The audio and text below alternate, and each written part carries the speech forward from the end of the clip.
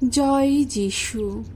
প্রথম পাঠ প্রবক্তা ইসায়ার গ্রন্থ ৩৮ অধ্যায় ১ থেকে ৬ পদ, ২১ থেকে ২২ পদ, ৭ থেকে ৮তম পদ।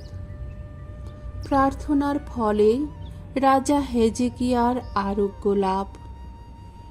এক সময়ে জুদার রাজা হেজেকিয়া অসুস্থ হয়ে পড়লেন। তার মর্মর অবস্থা হল, সেই সময়ে আমোসের পুত্র প্রবক্তা ইসায়া এসে তাকে বললেন, ভগবান এই কথা বলেছেন, তুমি এবার নিজের সব কিছুরই একটা ভালো মতো ব্যবস্থা করে ফেলো, কেননা তোমার মৃত্যুর সময় এসে গেছে, তুমি আর সেরে উঠবে না। হেজেকিয়া তখন দেওয়ালের দিকে মুখ ফেরালেন।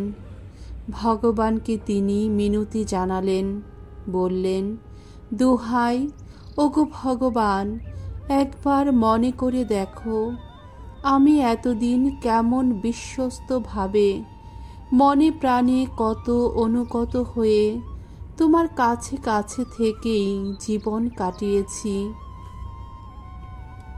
তোমার চোখে যা ভালো তাই তো করেছি আমি। এই বলে তিনি অঝরে কাঁদতে লাগলেন।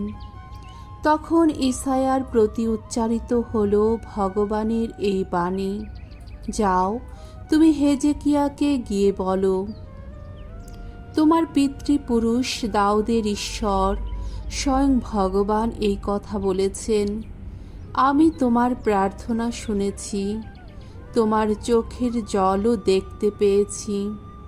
শোনো, আমি এখন তোমার আয়ুষ্কাল আরও 15টা বছর বাড়িয়ে দিলাম।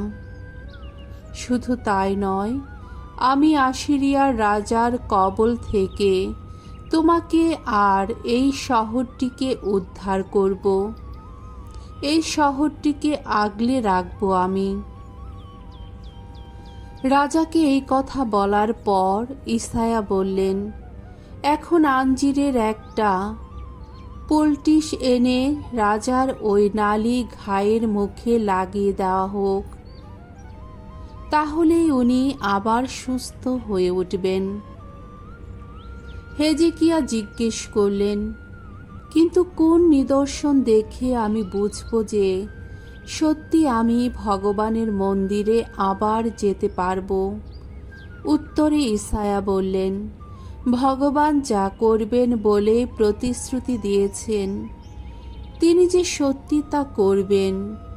এই দেখুন, ভগবান এবার তার নিদর্শন আপনার সামনে তুলে ধরছেন। ওই যে আহাজের ওই সিঁড়ির যে ধাপ পর্যন্ত অস্তগামী সূর্য তার ছায়া নামিয়েছে, আমি এখন সেখান থেকে ওই ছায়া 10 ধাপ পিছিয়ে আনব।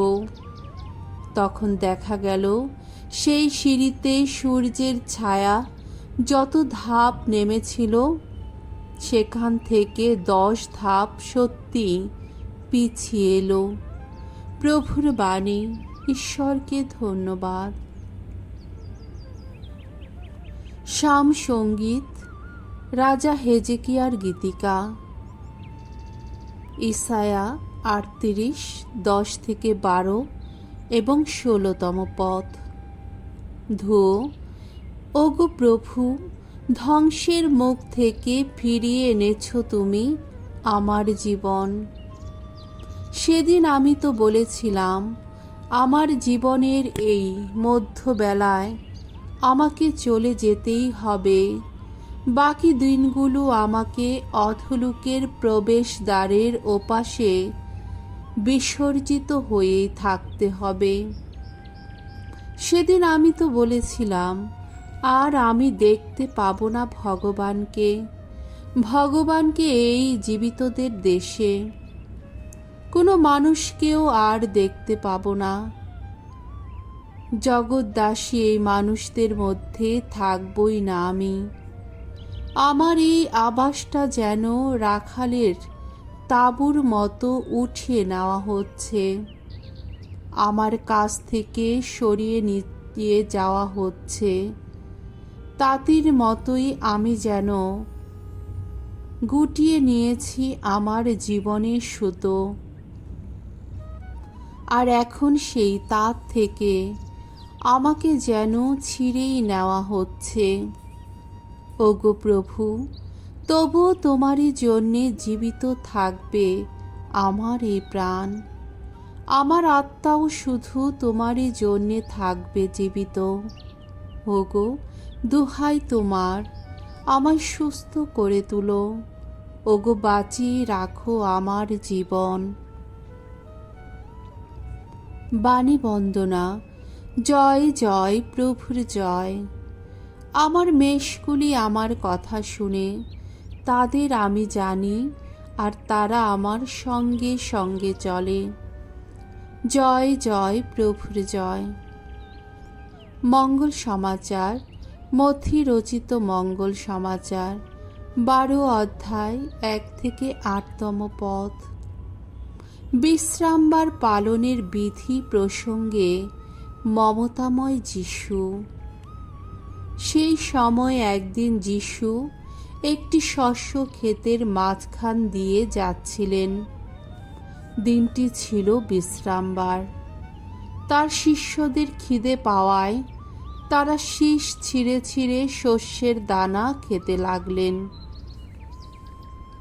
তাই দেখে কয়েকজন ফরিসি যিশুকে বললেন, ওই দেখুন, বিশ্রামবারে যা করতে নেই, আপনার শিষ্যেরা তাই করছেন। যিশু উত্তর দিলেন, দাউদ ও তার সঙ্গীরা সেই যেদিন ক্ষুধার্ত হয়ে পড়েছিলেন, সেদিন তিনি কি করেছিলেন, আপনারা কি তাহলে তা পড়েননি?